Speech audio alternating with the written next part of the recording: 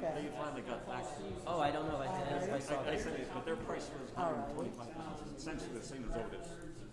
So it's about 125. Hey, Melinda, can you give me an audio check, please? So, and Otis was right in that same ballpark. So I guess if he gets serious about it, like I said, I can't hear you yet. Hold on. just give him a bunch of numbers. It's good to see they're pretty close to the same price.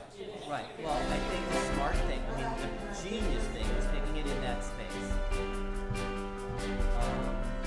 And then it's just a matter of putting them all up in the basement. It's a little bit difficult for that first floor.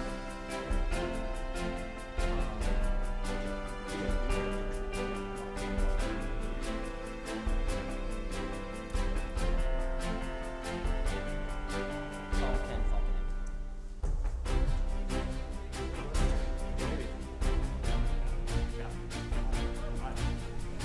Hey, hon, how you doing?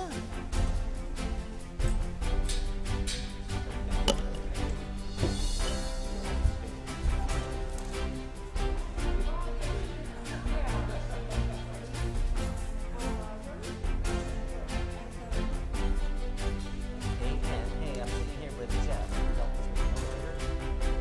And I think we have two estimates. One for this said that we're both about 125,000. And I think the only thing that we need after that is going to be the cost of shaft.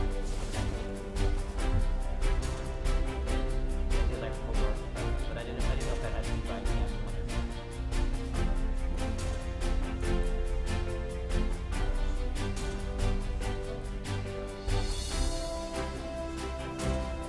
Hey.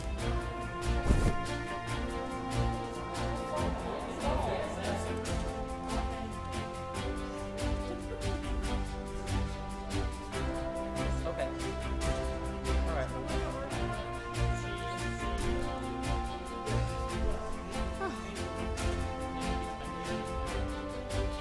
Perfect. All right. Thank you.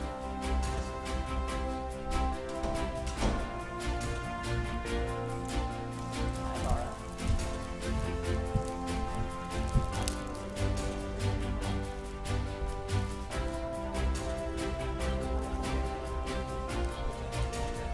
It's not been quite as hectic as your first day. Karen and I we were reminiscing about your first day. Oh, really? Crazy busy at Raspberry. Yeah, it is. Trying to figure it out. What to do? That'd be another problem. So is this your first week here? Is this his first week? Chris? Uh-huh. No, he's been here a month. Oh, wonderful.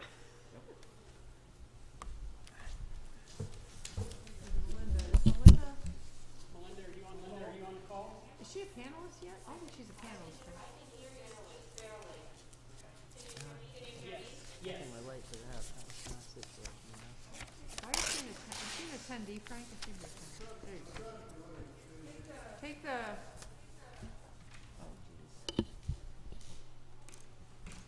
Is she coming in now?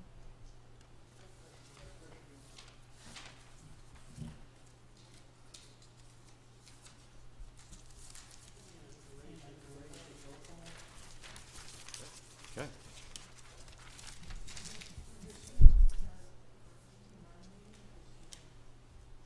Melinda, are you able to run the meeting, or you just want to participate on the call? Can you hear us, Melinda? Okay, do you want to run the meeting? So if there is another individual who, or the vice president that was willing to step up, that would be fantastic. As I mentioned earlier, I am dialed in on a cell phone, sitting in the waiting room with the ICU at Hammett. Okay, so our vice chair, which is Me, I think. Craig. So I'm Craig, here. I'm here. do you have an agenda, Craig? No, I do not. Here, Craig. Thank you. All right, Melinda, we'll just let you sit there. All righty. So I guess we have everybody who's here or not. Is that our first order of business to call to order? And roll call?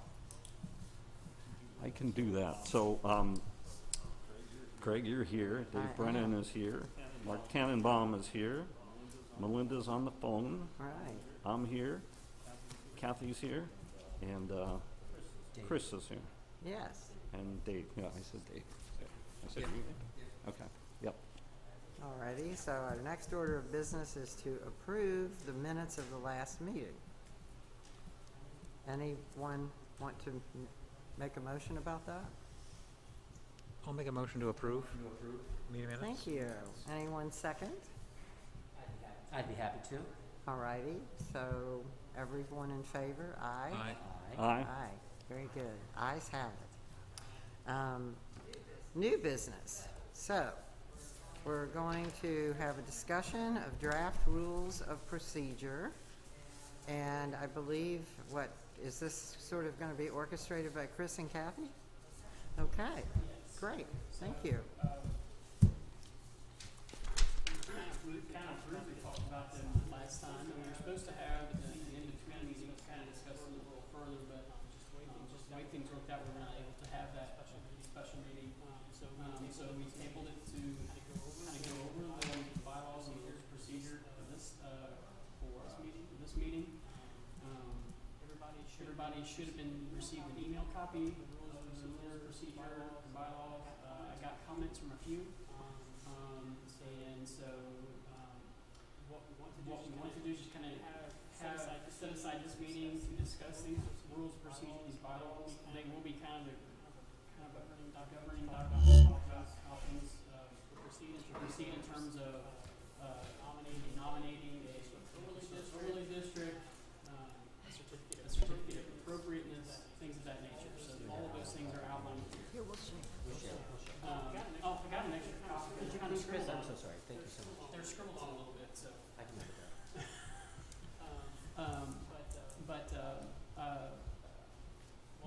Lost my train of thought there. Anyway, we kind of just want to set aside this meeting. This is kind of what will set forth what we do in the future. So we want to make sure we have a good discussion about these. I'm not sure how we want to start. I know I've received a lot of comments, especially from Jeff. And so I don't know if Jeff wants to talk about some of the things that he pointed out. This will be what gives us kind of the ability to do the work of the HRC. And so this is a pretty important document. And so whoever wants to start, Jeff, if you want to go over some of the things that I know I kind of replied to some of your comments, but if you want to go over them again, we can certainly talk about them as a group. Okay. So I read through the stuff that you just sent out, and I also looked at the nomination form. And a couple things that I wanted to talk about here. On the second page, it's section D, item D. So this is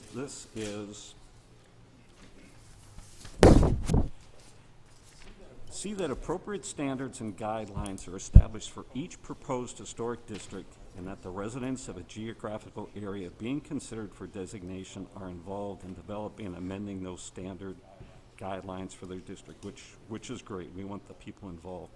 Where in the process, if I was an applicant saying I want to start a historic district on my block, when does this happen? That's a good question. My assumption from reading both the ordinance and just in general would be that each overlay district will have its own set of design standards, if I'm reading that ordinance correctly. And so that discussion, that public meeting would come after a historic overlay district is established. So once that district has been approved by the city, by the HRC and the city council, then we would have at some point a public meeting to discuss the guideline standards that would kind of govern the certificate of appropriateness. So here's my question. The reason I asked that is, in the nomination form for the district, there's a form in here that the owner signs to the fact that they agree with all the rules and conditions of them. And even if the conditions aren't set and they signed up for it, you know what I'm saying? It's kind of doing it backwards there. Or they're kind of blindly signing up for conditions that may, like,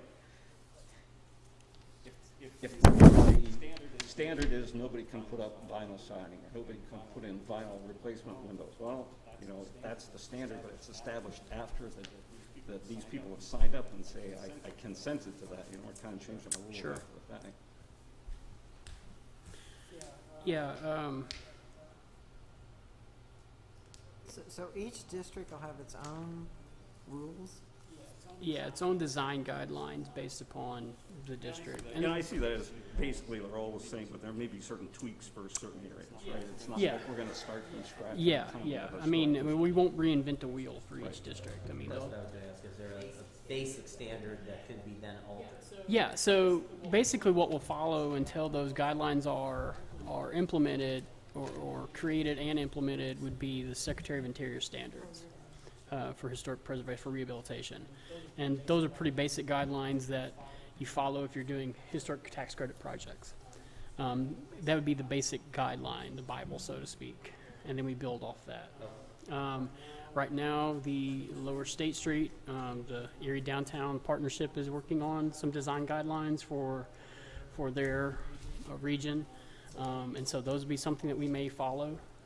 They're just now in the beginning stages of creating those, so those would be probably something that we would use as a guideline to follow for Erie, since it would probably be the first.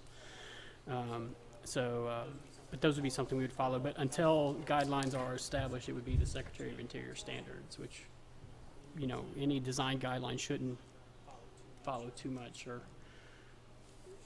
stray too far from those. So again, if, let's say that is our beginning point is the secretary standard, right? Mhm. But this is saying the residents will have input to change that. Yeah, we may have to change that language a little bit, because I think it's great that we're giving them input, but it's a Yeah. question of when it happens. If they have to Yeah. sign up for it first, they're signing up for something that they don't know really what the rules Yeah, are. I mean, we may have to structure that language a little bit in order to kind of implement that once, you know, design standards will follow the actual designation of an overlay district. So, And then on the theory that if the people have signed up for it, they could be part of it, and if They would be somebody part of it, yes, decides to absolutely. enact something they don't like, at least they'll Absolutely. be part of the discussion and saying, Absolutely. all right, let's talk about this, and either, can they back out after they sign that? Can they back Question. out? Not after it's been designated. You have No. to create a district, it's created. It's great. So let's say, like my block, I don't know how many houses, there's 30 people on the block, right? And say 29 of them want to be part of the district and one does not. I mean, you can literally draw a box around that one house and leave it out of the district? You can, but it's unlikely that you would.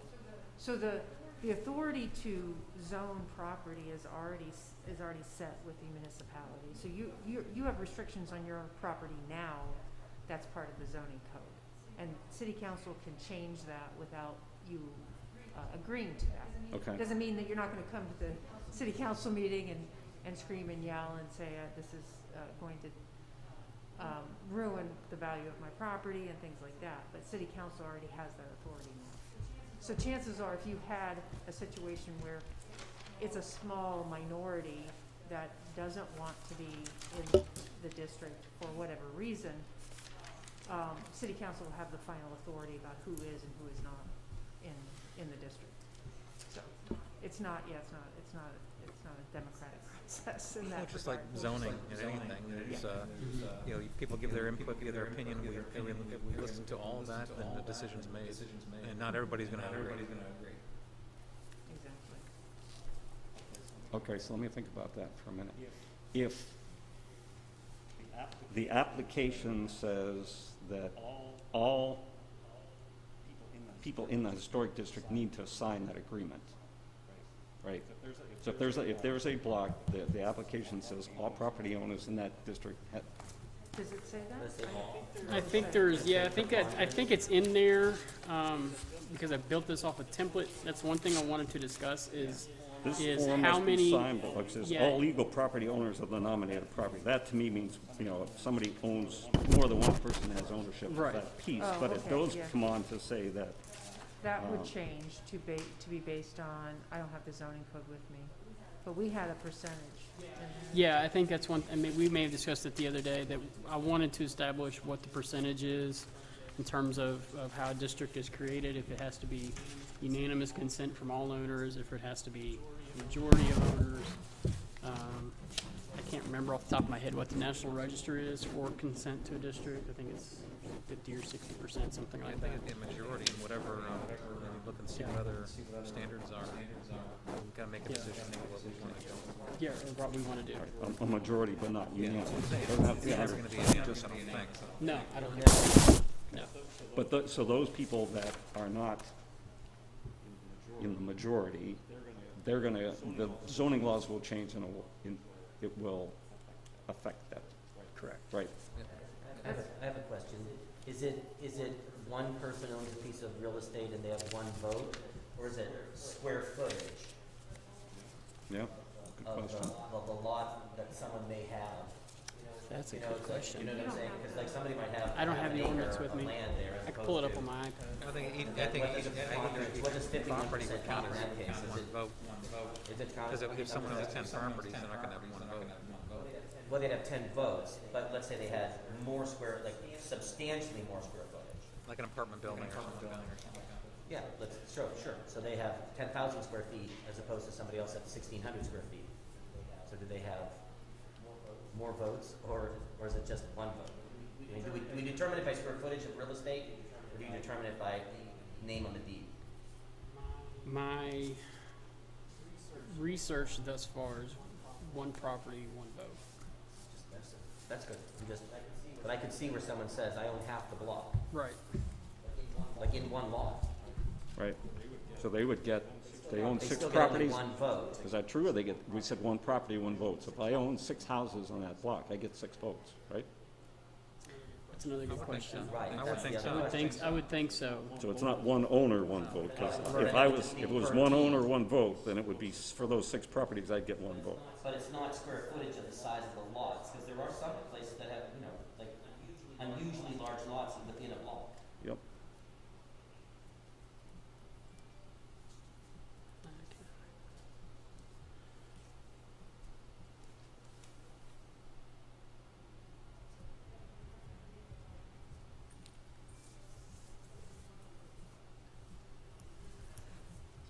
So what we said is, if the district is that block, and if the majority of people vote, then the district would consist of that holding. Doesn't have to be 100%, it's a majority.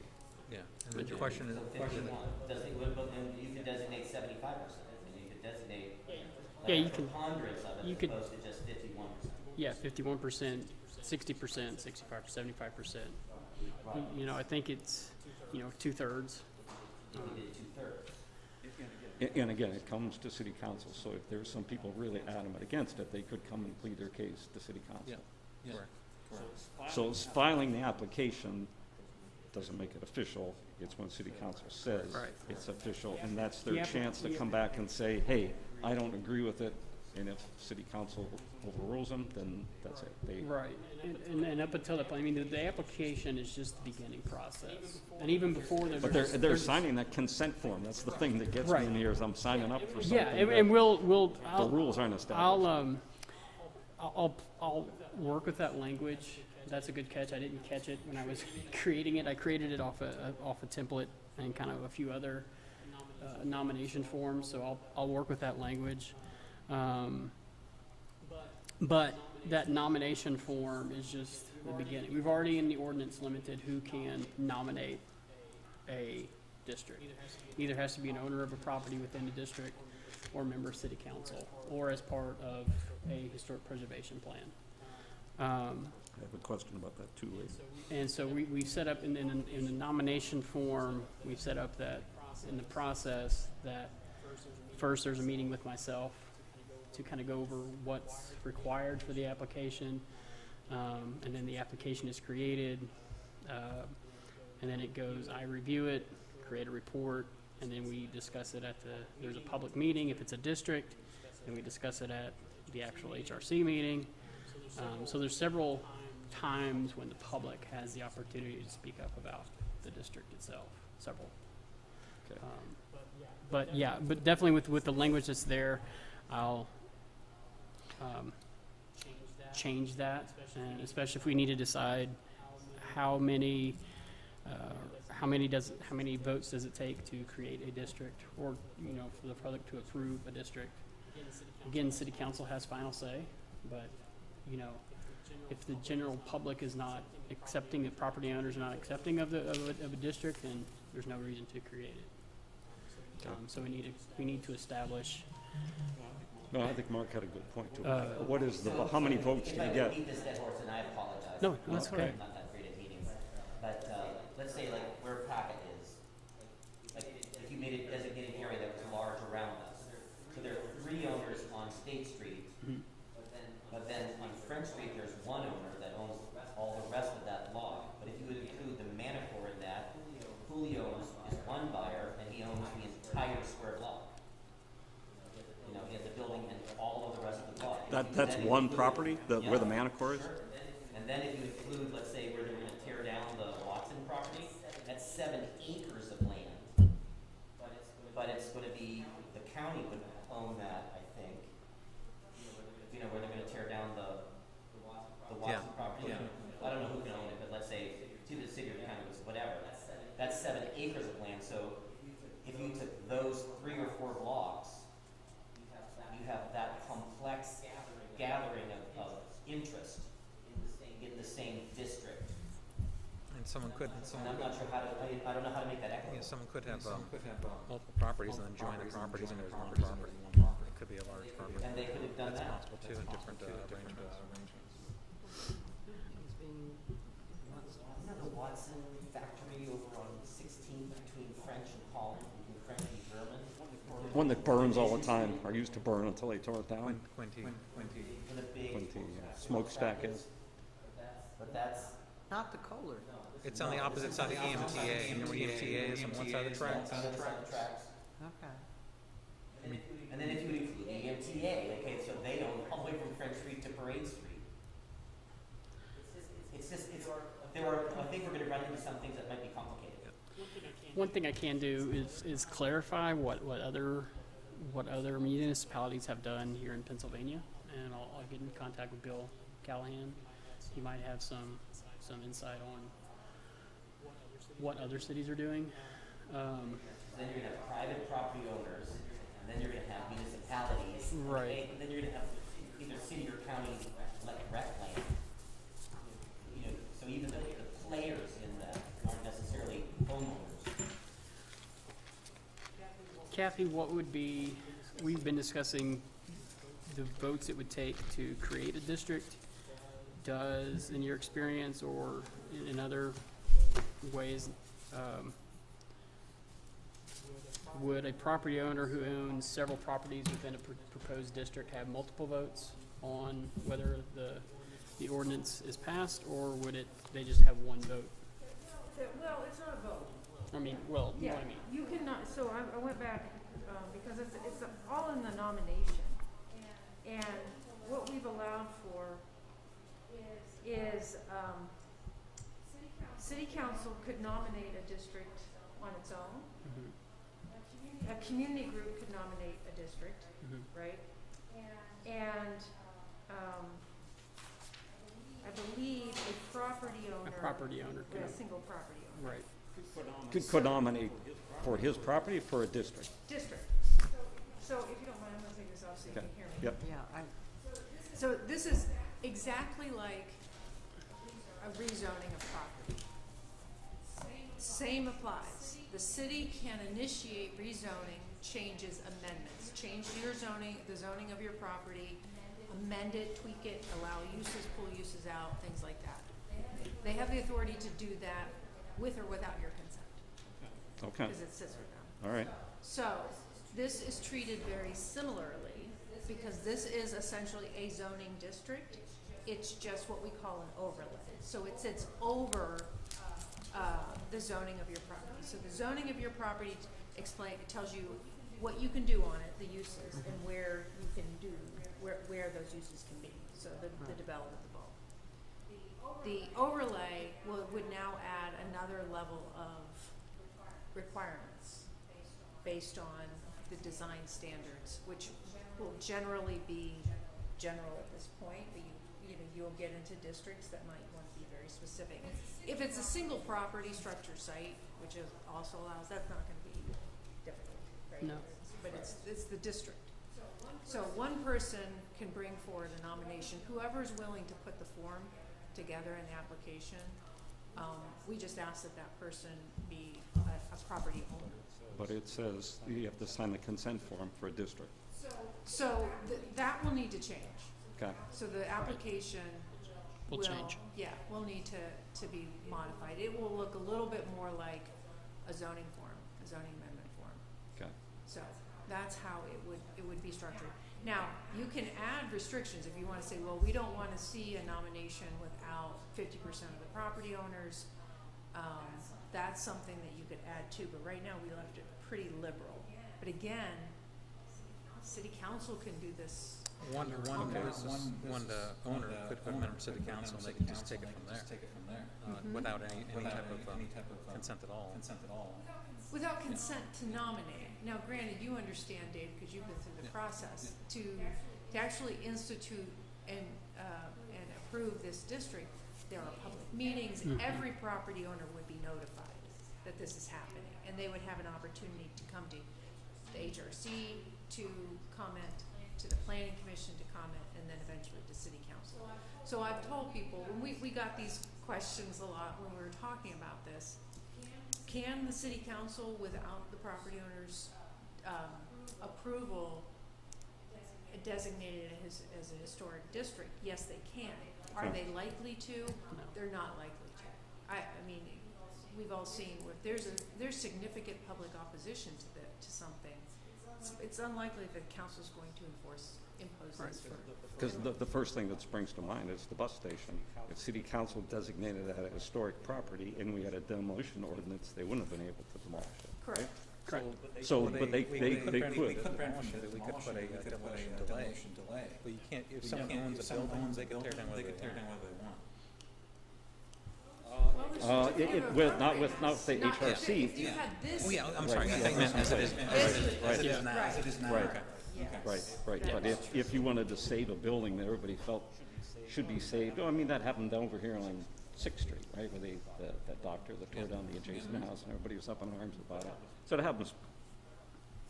So one of the things that we talked about, and this is a little off topic, but I think it's important to note, is as you develop, one of the things you don't want to do is make decisions that just seem to come out of nowhere, are arbitrary. So this process allows you to document why this decision was made and the importance of this district. So you do have, so the city would have, would be validated in their decision if it were ever to be challenged in court.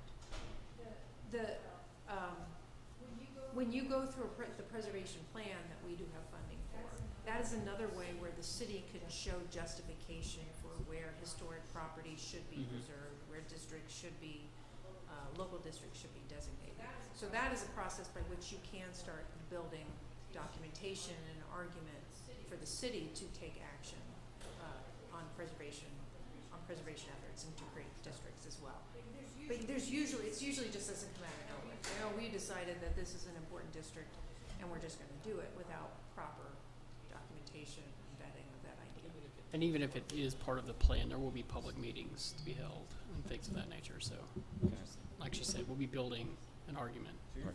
So you're going to look at the Absolutely, requirement of them owners' consent Yeah. being part of this. And I think we may have talked about that when Kathy and I met last week. We may have talked about Was that there part as actual well, percentage in the voting? 70% owner? No. Okay. Not in our I thought I read that somewhere. Maybe it was another city. All right. So there's nothing. Well, it says majority, which could be 51%, right? Yeah, so you would probably want to eliminate that, or take it down to at least one property owner, because you through your decision making process, unless you've decided what you want. No, just discussing it. Yeah, because I don't know that you want to. I'm sorry, I'm being asked for something from the neighbor, so Name drop. I don't think you would want to limit yourself. You want to Right. be able to take in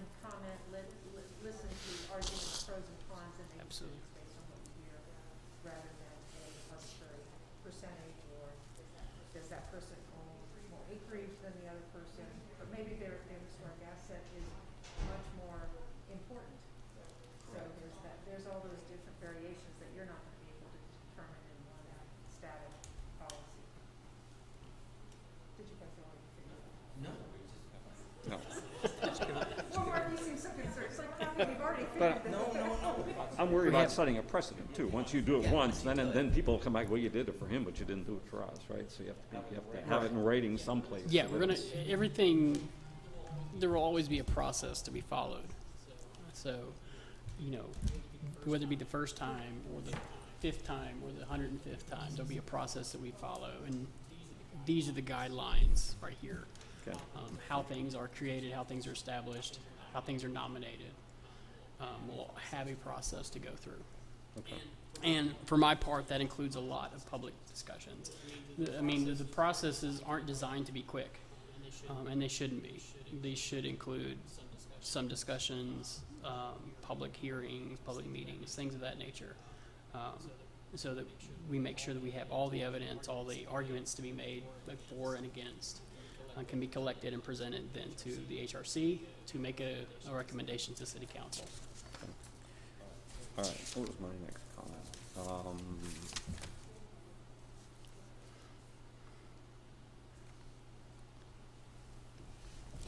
Okay, this is Article 5, Historic Overlay District Criteria for Designation and Nomination. It's 1, 2, 3, 4, on the 5th page, Article 5.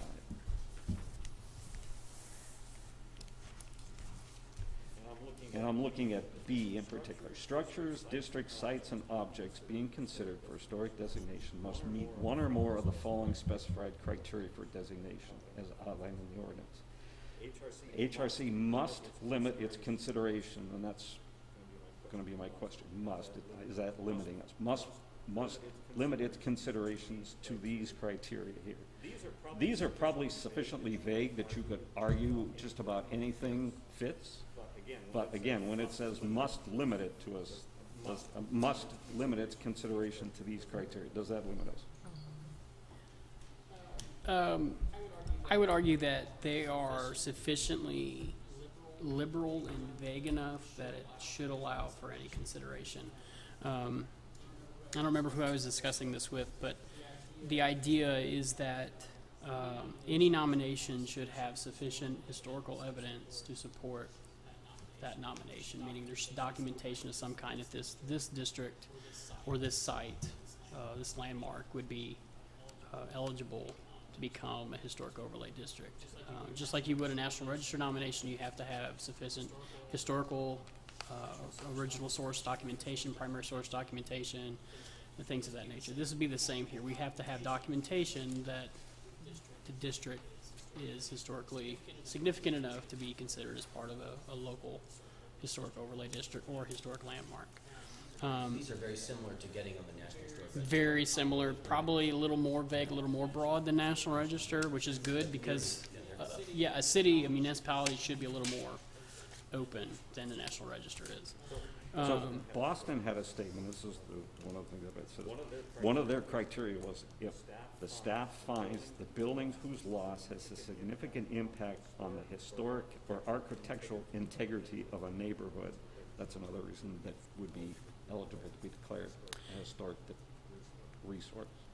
Yeah, I mean, I would argue that what we have is pretty sufficient. I don't know. I mean, these were done before my time, and I pulled them directly from the ordinance, so I'm not sure who the person was that came up with these specific criteria. Yeah, you probably with the help of Bill, I would imagine, of some kind. I mean, right. I mean, we're all pulling from multiple resources, so I think, again, and like Mark pointed out, they're very similar to National Register. National Register has 4 criteria. Yes. This one we have 1, 2, 3, 4, 6. And technically, you only have to have one of them. Only have to have one of them. So again, I think they're worded enough to where people can Now, as long as there's some historic documentation available, can come and say this district, whatever it may be, is historically significant, and this is why. And so, as long as it meets one of those criteria, which again they're sufficiently vague, I think there should be some guidelines as to what is considered significant, and I think these do a pretty good job of that. Okay. All right. On the next page, and this is kind of anal, but anyway. The start of this, applicant completes nomination pack. So, II is a map illustrating the boundaries of the proposed district. VII is a site plan outlining the geographic boundaries. Is that really the same thing?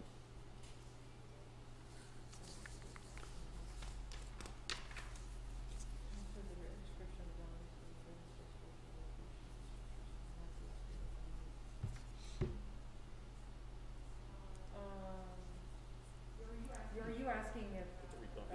Is it redundant? Might be redundant. And the map is the same thing? All right, I see the first one. Which were the second one that you were talking about? VII, very last one. It's asking for a site plan outlining the geographic Okay. boundaries, which is what it says in I. Location and placement of all building structures, landscape features to be included. VII is a little more inclusive than Yeah, so II. the first one on under A2, map illustrating boundaries of the proposed district or the proposed structure, site, or object is just an outline of the district itself. Usually, Jeff, you would have seen this in National Registers. You would have an overall, this is generally the site within the city where Right. this is located. The site plan would actually have the parcel boundaries. Correct. The buildings, so every main building, all out parcels, they would actually have specific structures located. So the first one is like, where in the world is it? Then you Right. get in the specifics The of specifics. Exactly. the plot Yes, plan. absolutely. It is a little redundant. I can see that, but I think it's pretty necessary to. I have a question. Yeah. If it's saying, section 3, number 2, which says, number 1, a chronological list of prior owners and past uses. So are you saying, let's say there's a district and there's 30 houses in this, that you then need a list of every single owner of every single house forever? So you're saying it needs to be a title search on every single, a long list of every owner and every use of every building That was on in that. that district? And that seems like a lot of work. It does. Yeah, it does. And And expensive. I mean, it could be Yeah, that right, you it need a could. title search and it's not. every. It's something that's not necessary to do on National Register. Really, National Register is a brief blurb for a property. You know, when you have a district, it's a brief blurb. If there's major historical events that took place there or people associated with that property, you talk about it. I This think. one says a chronological list Yeah, of prior I think owners we and can past change- uses. I think we can. That seems like I think we can change that because that is a lot. I thought of that too when I was. hundreds of names. Yeah, especially on a district. I mean, ideally, if we stuck with something like that, it would be a list of owners for the extant structure on the property, not for every structure that's on the property, or every structure that's ever been there. But I don't think we necessarily need that. If it was a single property, certainly Right, that's not so difficult. you would do it. But I don't think for a district it's something. I think I've outlined it better in the application about what we would want to see. You know, date of construction, architect, any significant persons involved there, significant events that happened there, architectural style, things of that nature. Short blurb of a history about, especially for a district. Because otherwise you would have hundreds of pages for a nomination, and that's just, you know, I'm the only staff member, and to review everyone like that, I think would be a little unwieldy. So yeah, I think we can certainly. I'm not throwing stones at you. No, I think we can certainly limit that, nix it. It even could if- be expensive to title search. Absolutely. You wouldn't Yeah. want necessarily 50 need the houses. owners unless it was important. Correct. Right. Yeah, I think, Unless it was George Washington. Yeah, right. you wanna know who owns it. Right, it really, I mean, my concern would again be who built it, and what year did they build it? What's Build it, to the nomination. right. Right.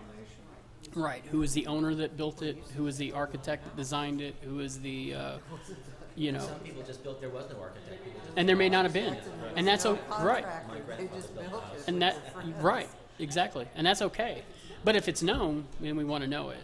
You know, other than who built the house, you know, who the original owner was, if it's a significant person that owned it, you know, walking down the street the other day, I saw that Horace Greeley lived in a house up here for a year, and I thought that was pretty important because Horace Greeley is a pretty important character to 19th century American history. So.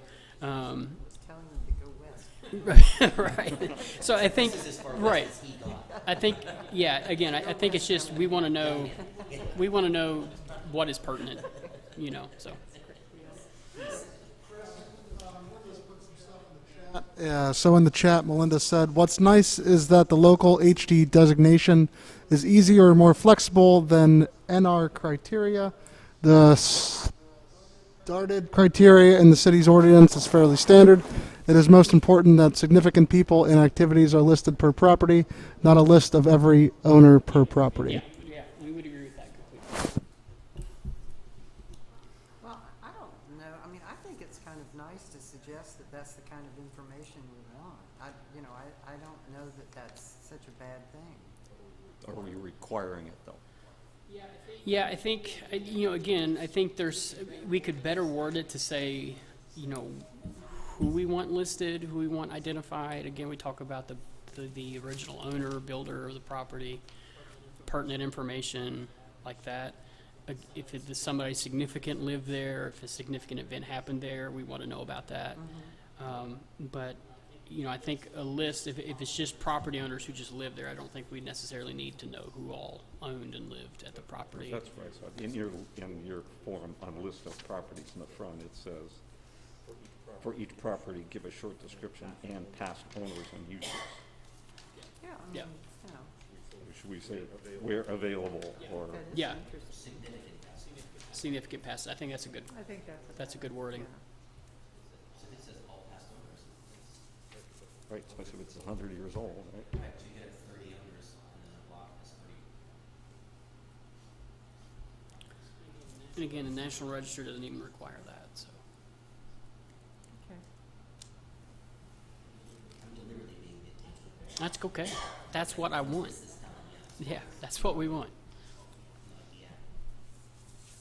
But, you know, it seems like they're, you know, if we want to have historic districts that have, you know, their area has a story, I think who lived there, even if they weren't a significant person, is interesting.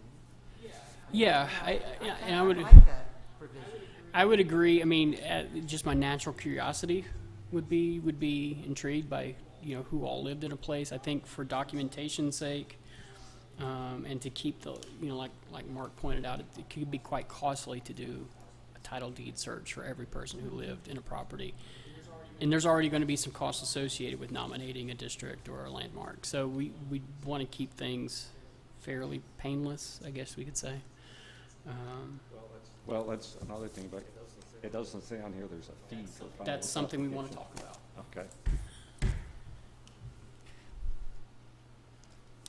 Oh, is there gonna be a fee for, submitting a district?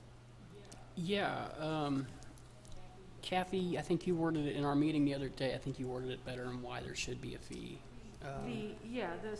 Since this is a zoning amendment, the Mhm. fee associated with the zoning amendment would be part of this. Sure. And you may also want to increase that fee, really just to cover staff time. Mm-hmm. There will be mailers and notifications, so there's a cost to that, so we'd want the fee to be significant enough to cover that. And then, but you also, I mean, you can go either way, right? You could say, well, we want to encourage people to do this, and so we want the fee to be minimal, just enough to cover postage, Mm-hmm. or we want it to cover staff time, administration, and all of that. So you can kind of fall within that. And honestly, I was going to look up, I'm not sure what the zoning amendment fee But is. that's only if an individual organization is proposing it, but if they come to the city council member and ask for it, then If city council wanted to do it on their behalf. yeah, then there wouldn't be a fee. That's correct. It's a nice little loophole you found there, Dave. It's like you've done that I've before. done. No, I've been asked. There's always the question about sponsoring. And that's why we also left it up to community organizations. So if our West Bayfront wanted to sponsor an application, they could, just if nothing else to cover the fee. So Yeah. there's also time in putting this application together. This is not a quick and easy, here's my No, address. and then the person that wants to do it probably is gonna end up talking to all the other property owners, right? Right. So, it's quite an undertaking. Yeah. Well, and that, initially what I would hope is that, Chris is available to help them with putting the application together. Yeah. Because again, we want people, Right. we want to encourage them. Right, yeah. To at least pull the trigger on one. And it's outlined in the actual draft nomination form where there is part of the process is before you fill out the application, you meet with me to discuss what's included, what's needed for the application, what any fees might be, things of that nature, so that when they're going into writing this application or filling out this form, they know what's expected of them, and to know that I will be there for any assistance they may need. So. Okay.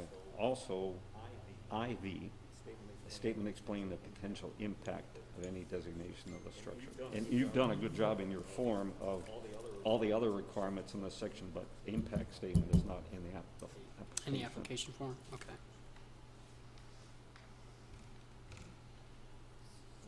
And I don't know how, either we add it to the form or we strike it from here, because a potential impact seems like a subjective thing, right? Yes, it will help the neighborhood, but You would hope it would be a positive impact. If there's a negative impact. If it's if it's a you negative would be impact, I'm asking not to sure be it's named something. a historic district. So either we add it to the form or we take it out.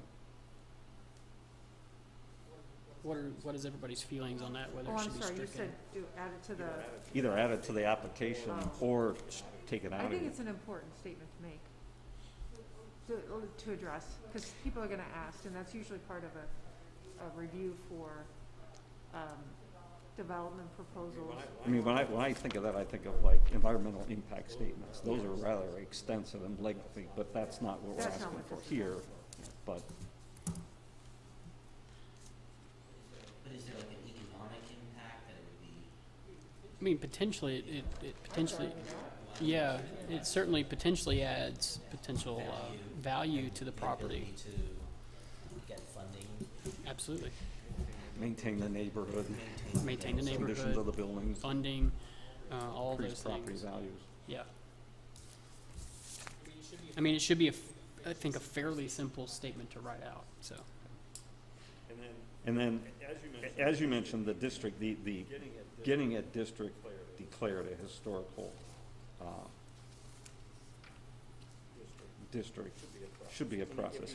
If you add this up, it's 27 weeks based on all of these timelines in here, Yeah. which, like you said, is fine. But when we get to the COA, that gets to be a lengthy process. And you had somebody who was questioning you about the time it takes to get approval to do work, right, based on some of these regulations. We'll get to that when we get to the and COA. that's different than this though, is that correct? Yes. This Right. is just the This process is to the- getting the district. The district, certificate of appropriateness is required, would be required for any work done to a structure or building In the district. within the district that can be viewed from the public right of way. So It's an internal, no. internal, Right. we can't do anything about, or don't have any, authority over, but, facade work, windows, major exterior additions, things like that, we would have. Demolitions. From the sidewalks. Can you see it from the sidewalk, from the public right of way, correct? And some of that would be covered in the design review guidelines that we talked about earlier, what, things that we would specifically look for. I don't think we've totally outlined completely, a similar thing would be the administrative review that I would do. I think those things need to be kind of outlined a bit more specifically about things that I would look at, replacement in kind, satellite dishes, things like that that would kind of burden the HRC that I could review and sign off on. It's one item that I commented on, if I remember straight, just You make may sure have. you're clarifying what that is, so that, Right. we don't waste time bringing the whole group together. Not waste time, but be most efficient in answering the questions we don't have. Absolutely. Yeah, and really COA should be things of significant changes to a structure or a building. But if a person wanted to tear off the side porch of a building and put on something else. That's a committee. That would be something the entire, But that Commission. process, Yeah. by the time they apply it, then they have to bring you blueprints from an Yep. architect, and then you have to review that, and then, it could in fact take 4 months, it could. and that might be your building time in theory. Well, the only thing, your contractor's gonna guarantee his price for a month, right? So if it takes 2.5 months to get an answer. But then again, if you're in an overlay district, you'll know that going in, Yeah. you know the parameters, you have to plan ahead of time, you don't have to say, geez, now I have to do this. And compared to, Just hope it'd be the least burdensome. yeah, right, and compared to some other municipalities, that phone will not silence, sorry. Compared to some other municipalities, I looked at several when I was doing the specifics for the COA process. Theirs are significantly longer. For instance, the review time, the initial review time, this is on under C. Application shall be officially accepted by the Historic Preservation Planning staff, determines that the application is complete. Preservation Planning staff has 15 days from the time of receipt to determine if the application packet is complete. There were some cities that were giving 45 days, 30 days. I didn't feel that was necessary. It So should this be, is just to make sure that the Application is complete. and then that could possibly be then brought forward to a meeting. right, right. But again, we only happen once a month. Right. So it actually could be kicked down the road a bit. It could and be, then yeah. I just would hate to have people, Yeah, I mean, it is somewhat burdensome, but I think, again, as David pointed out. As long as it's explained to the people that are applying to say, hey, realize this is what you're signing Right. up for, just realize there's some Right, restrictions. and I think in our public meetings that we have when we're talking about nominating a district, I think these would be things that we would talk about with the people living in or owning buildings within a district, that we talk about what's gonna happen if you wanna change a building, that you wanna have those conversations about what the process is, how long it takes, so that when the district is approved and they wanna make some sort of exterior change that the entire committee or the commission would need to look at, they're prepared for it. because they could propose it in the wintertime and then do it in the spring. Sure. They could plan it well. Right. That's the hope, and that's the intent, and that's the things that we'll try to convey at these public meetings. I mean, you're not gonna, not everybody's gonna listen, or, they're gonna claim ignorance maybe at some time, but we're gonna lay it out, I think, fairly clearly. Is there a difference, let's say someone's gonna rip a porch off the side of the building and put another porch on, or someone's gonna put a fountain and flowers in their backyard? Backyard is not a public Yeah, way. if it's not visible, we wouldn't look at Or it. let's say sidewalk. But the demolition policy, at least the draft one I wrote, says if you're tearing anything up, stop right there. That has Right. to be approved. I see. Right. I think Regardless of what flowers, you're gonna yeah, do. flowers, things like that, we wouldn't consider at all. Yeah. That's a good question, because, one would, You can see it from the street. you can see it from Right. the street, and if it's a structure like a fountain Or gazebo. or a gazebo, Yeah. but it could be an administrative review. At least you're showing that this is what Right. we're doing, and then I Yeah. think that's a good point. But tearing off part of the building, That's different. that's a Yeah, problem. different. that's But I a know good that, in real life, those hairs are gonna get split real thin. Sure. Right? Yeah. And we should just have some idea. That's why we have What professionals. the bird's eye view is, yes, that's. And that's why he has experience in these issues, so we're not just bringing someone. And being Yeah. consistent. If we allow one person to do it, right, then we gotta allow everybody. Right, and I think part of it is once we get a COA application, I'll look at it and determine if it falls under administrative review or if it falls under. If there's even a question that it comes under HRC review, then I'll forward it to No matter the what the entire learning commission. is, we're not gonna get everything Absolutely. done in this document. We're gonna learn something, we're gonna get Right. feedback, and we're gonna up and amend it. Absolutely. And we may want to even say, well, we'll amend this in a year, you know, Yeah. upon Yeah. knowledge that we're going to gain Right. in the first adolescence of the program. Yeah, I mean, there's definitely going to be some growing pains, Exactly. and we're going to, we'll set precedents as we go. But it's good to at least have these things in mind. All right, one more thing on this page here. We were just on with COA. Item D, Historic Preservation Planning Staff. This is just an editorial comment. Did you find where we were? With the IV, all those pages.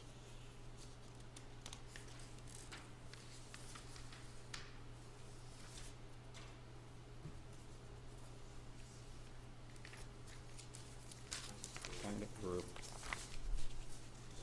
1, 2, 3, 4, 5, 6 page. 6 page.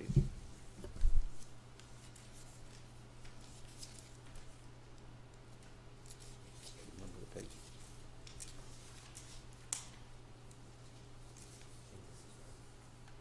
Is that the one that says HRC shall consider all technically? No, the beginning of it starts applicant completes nomination package. This is at the first line at the top of the page. On the 6th page in. Lowercase d, correct? Lowercase d. Historic Preservation Planning Staff will draft a recommendation relating to the nominations for Historic District. Copies of the completed nomination packet and staff recommendations, and it's missing, Yeah. shall be sent to. Editorial. Yeah, it's just sometimes you read what you think is there in Yeah. your editing stuff, or you take something out unintentionally.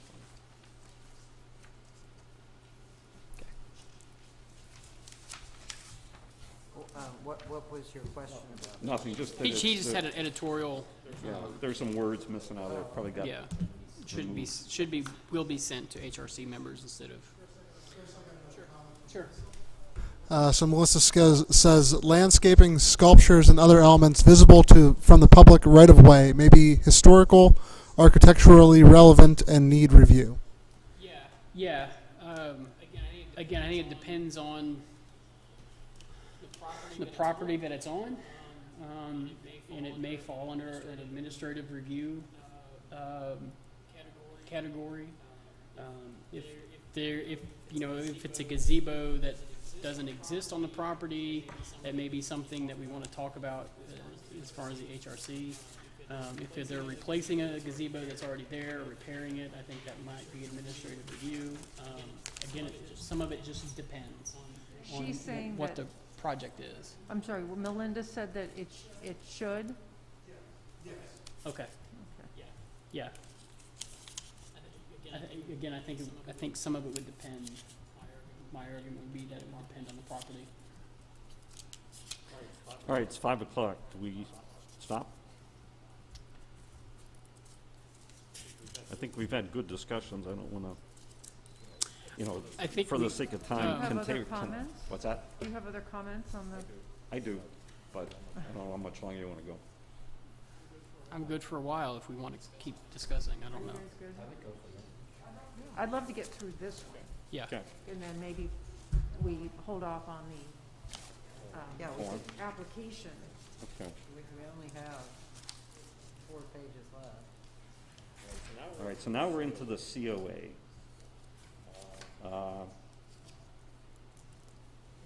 And I'm on page 8.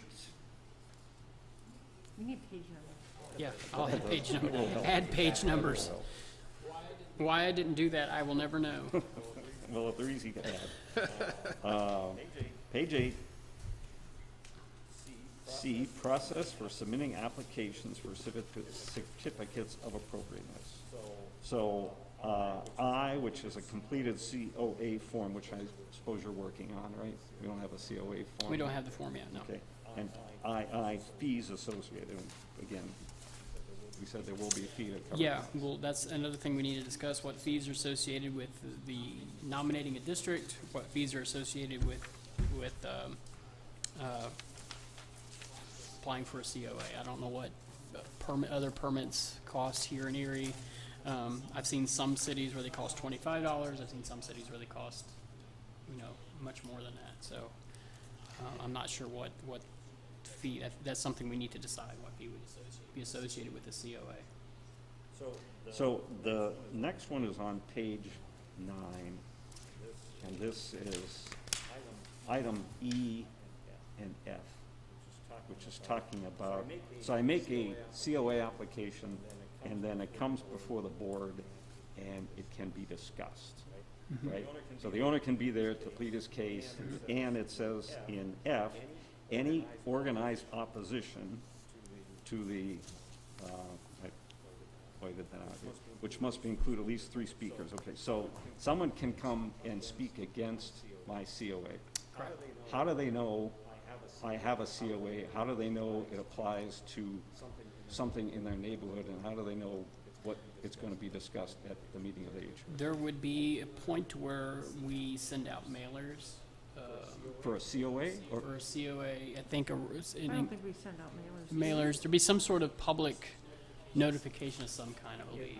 and And I may be mistaken, I may be mixing it up with Yeah, I something think else. you're mixing up. I mean, typically for like a zoning thing, they put a sticker up on the Yeah, utility, but- right? So everybody sees it, because, Right. a lot of this talked about putting legal notices in the newspaper, which is great, but the newspaper circulation isn't what it used to be. Not everybody sees it.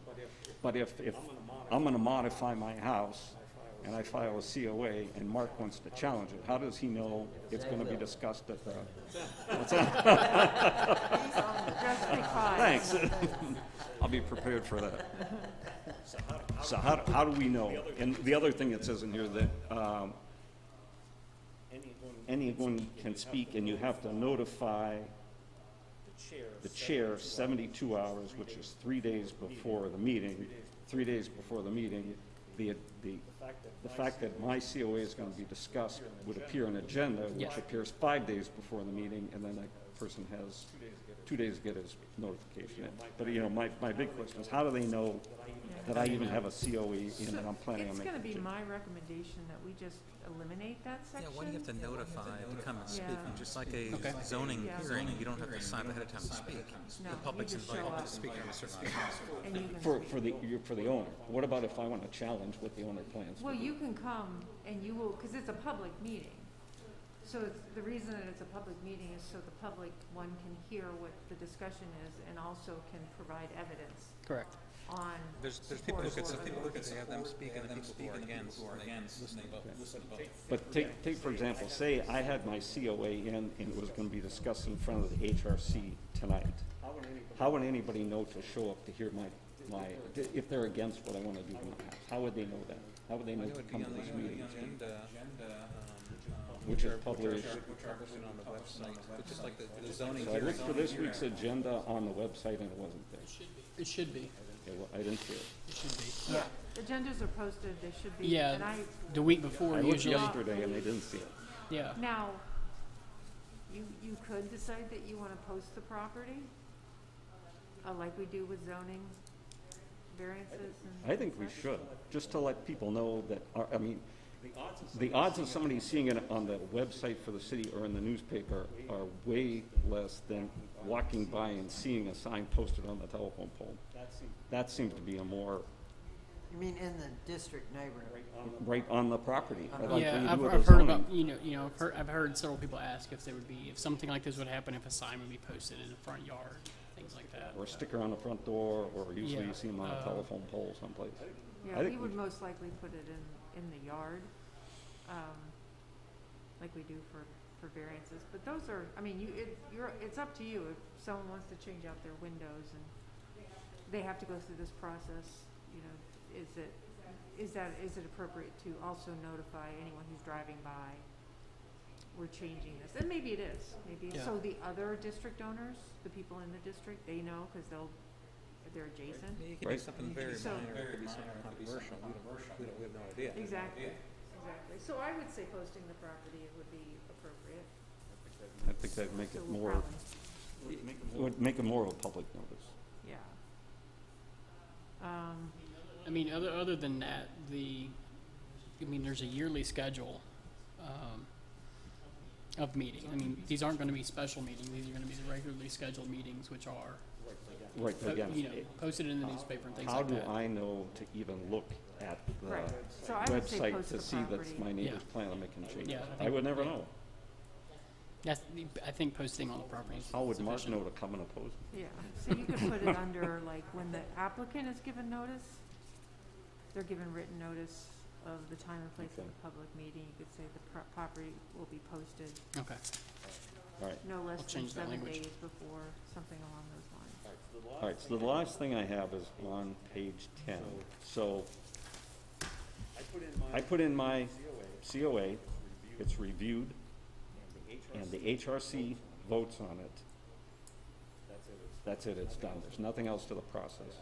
I don't, it doesn't go to city council, it doesn't go to zoning, it doesn't go to, well, the approval goes to zoning, but there's no other, when the HRC says it's okay, I'm okay to do construction. And that's forever. Well, that's a question For the COA. for the The COA, for COA. that COA. That's it? I think that There the- are, I mean, they, if it's denied, right, Well, if I it's mean, denied, it they can stops right appeal. there, and it stops right there, and I'm Right. just thinking, if this was a historic district, right, then it goes through city planning, it goes through zoning, it goes through all this stuff before it. My understanding from the ordinance is that before they're issued a building permit of any kind, that if it's in a district or demolition permits, they have to have a COA. So once you have that COA, then you go and apply for it. And I have a COA when HRC votes to approve it. Right. That's it, nothing after that. No, Well, you'll have, there'll be a written record of the Right. decision. right, I mean, Right. and that's outlined here too, that we send a report saying why the But HRC it doesn't voted go for or to against. city planning, it doesn't go to city council, it's once the HRC votes, I'm good. Yes, unless you vote it down, and then they want to appeal that Could decision. appeal. Yeah. Okay, so last thing is, so for any kind of construction, right, you gotta get a zoning permit from an historic district, I gotta get the HRC approval, then building permit, I gotta get drawings reviewed by BIU and all the rest of the stuff. Can I proceed with my building permit and my drawing review at my risk without an HRC, or can it be done in parallel, I guess is my, while I'm waiting for approval from HRC, or do I I have think to it have that to stipulates you continue? have to have a COA before you can get a building permit. Before you can get it, but you could have it under review. Right. Okay, if and you Dave, want do you know the deal with BIU? Could I submit that? Everything needs to go to BIU, depending on what it is. If it's like a new porch, or if it's residential, a lot of stuff doesn't have to go through them. Okay, It would depend on what it was. If it's like a window replacement in kind, It wouldn't if go it's a on. new opening, you need to start with steel beam or something, then it would. okay. But I could do that at my risk, I'm gonna pay them to review my drawings, and I could get my COA denied, but that, I do that at my risk. But I would be ready to go with You know, my and stuff in the building. BIU pulled the permit till they get your CO, so it's approved. That's right, the permit comes from them, doesn't it? But they pay do they pay the permit when you're given the permit, or when you Well, submit you your get the BIU plans? approval, then you come to the Then you city get for the the permit. permit. Well, you need a That way BIU you approval could in get hand. the stamped blueprints. You pay a When plan you- when review. you actually You pay pay, For the permit, though. You have to bring stamped blueprints to get the permit, and you pay Yeah. them You pay an them. estimate of what the costs are, and you pay a percentage. yeah, typically the architect or designers, To get the, yes, well, no, yes, but when you submit the plans that you get from BIU, you submit those stamped plans to get your building permit. And that's when you pay. pay. yeah, Yes. typically the architect or the engineer would send drawings to the BIU for the plan review and approval. And then once they have the approved plans that are stamped, you give to the contractor or whoever gets awarded the bid, then they come to the city and pay the permit for the building permit. Yes. So if I went through that process and BIU did their review and my COA got denied, I'm not getting a building permit, then they're left holding the bag, BIU, because they did the work and now they're not gonna get paid, right? Because my COA got, Right. the owner has to pay it. So again, I can proceed at my own risk. Pay the architect.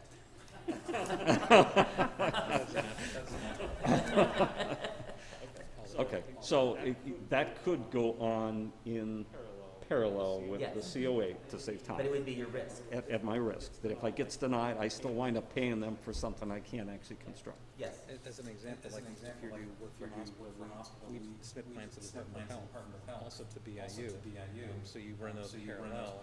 You need one to get the actual you need both to get the building permit. But you run them parallel. You don't do one.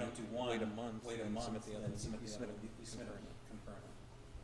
And that would shorten the time. Right. Right, but I'm doing that, risking that my COA may be denied. And then you could appeal it.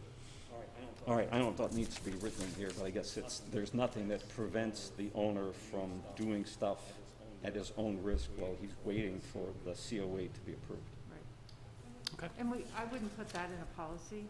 I would let it be an unwritten guide. Okay.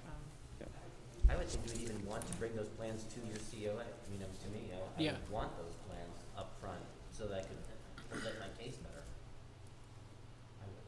Well, you'd have to have the drawings, but I'm saying going through the BIU review, Yes. which takes forever anyhow. If you got it in there while you're waiting for your Yeah. 2.5 months of COA approval, you could be ready to go as soon as you get your COA approved. I think that's only like $125 Only. for the BIU. Well, it depends on the size of the project. Okay, that's all I have. Anybody else have any thoughts about the rules of procedure? So that this hasn't included things like the demolition permit and that stuff. Demolition within a historic district is covered under the COA process. Okay. So if you're going to demolish a building, you would need a certificate of appropriateness if it's within a historic district. What it does not include is a demolition policy outside of a historic district, which we've talked about before, and I've been researching that quite a bit, especially this past week. Yes. And at some point we need to, if we want to go ahead with that, we need to discuss what type of demolition delay, whether we want a demolition delay or a demolition review, how extensive it should be. I wrote you a policy, a draft policy. Right, and I've You read got that. And I've been looking at some other cities as well. And actually, on the Google Share Drive, there should be a couple documents that I downloaded, research documents. One's from, I believe, the National Association of Preservation Commission Alliance. I think that's, I may be wrong about the name, but anyway, it should be up there, and it's like a 10-page case study on demolition delays. Pretty informative. And then I think the other one I have, and I have maybe not have uploaded it yet, but I will, is from the National Trust, I believe, talking about demolition delays and demolition reviews, and there's some case studies in there. So I think those are good documents. They've kind of brought up some questions for me on what to consider when adopting a policy or promoting an ordinance to the city. Of what we want to include. That includes age of buildings, whether we want to Yes. review every building that's over 50 years old, or whether we want to stipulate what type of buildings we want to look at. There's a lot of questions to be considered. I think right now, though, especially once we get historic districts set up, those districts will be protecting buildings we want to preserve, and they would be covered under the COA process. A couple years ago when I proposed a demolition delay on the council, the question I got from a lot of people is, you really are out there to preserve what's significant, what's architecturally significant, and so forth.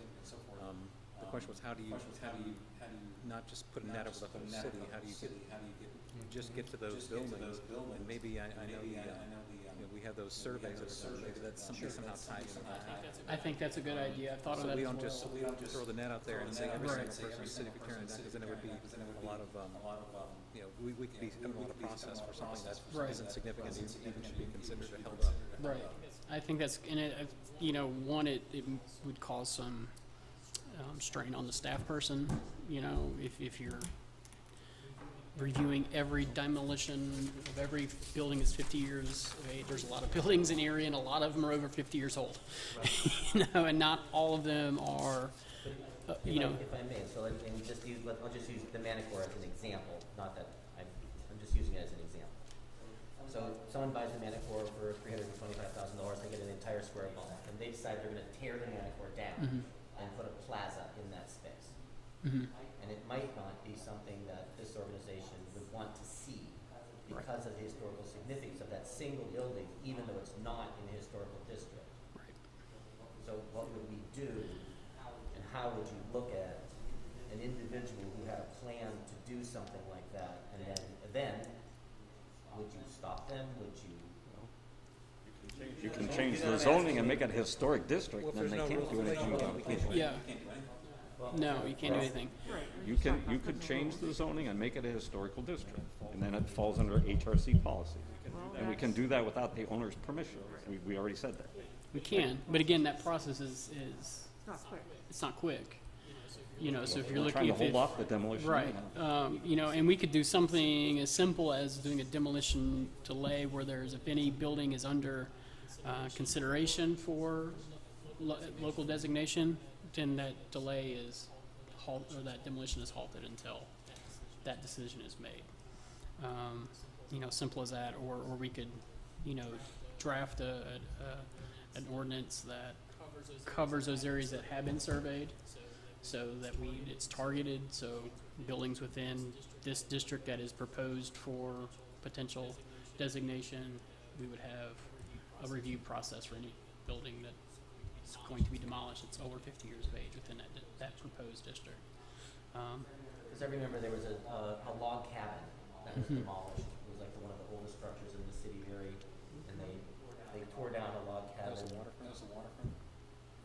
Yeah, Oh, it was the near love- Ham, the love- it was, near it Hammond, was in, yeah. it Yeah. was, near They had it Hammond. sided, you couldn't really see. It had and they pink pulled the siding aluminum off. siding. It was log And it cabin. was like log cabin.